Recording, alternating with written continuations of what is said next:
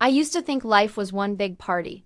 My name's Chloe, and for years my world was a blur of neon lights, loud music, and fleeting faces.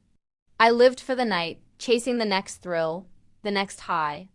My phone was filled with contacts I barely knew, and my apartment was a revolving door of so-called friends. I thought I was living the dream, but I was just running. Running from the quiet moments, from the empty feeling that gnawed at me when the music stopped. I ignored my dad's worried calls, telling myself he just didn't get it. He didn't understand that this was my life, my choice. One night, things got weird. I was at this massive warehouse party, the kind where you don't know who owns the place or how you even got the invite.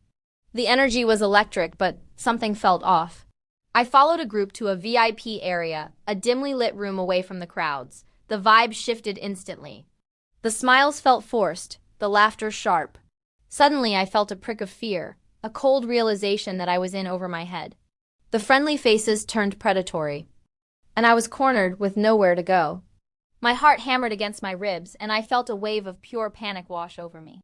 This wasn't fun anymore. This was dangerous. Just as a hand reached for me, the room went ice cold. A soft, warm light filled the space, pushing back the shadows. And then I saw her. My mom.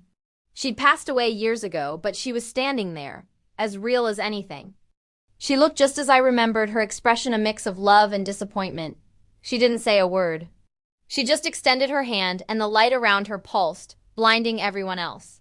The men who had cornered me stumbled back, shielding their eyes in confusion and fear. It was my chance. I scrambled out of that room, out of that warehouse, and didn't stop running until the city lights were a distant glow. That night changed everything. Seeing my mom, feeling her presence saved me. It was a wake-up call I couldn't ignore. I finally went home. My dad opened the door, and the relief in his eyes broke my heart. We talked for hours, for the first time in years. I told him everything.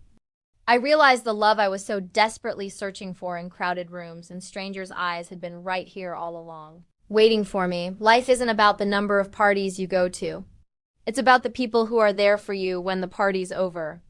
I'm still finding my way, but now I'm not running from the quiet. I'm embracing it because it's where I can still feel my mom and where I can finally, truly be home. Thanks for listening.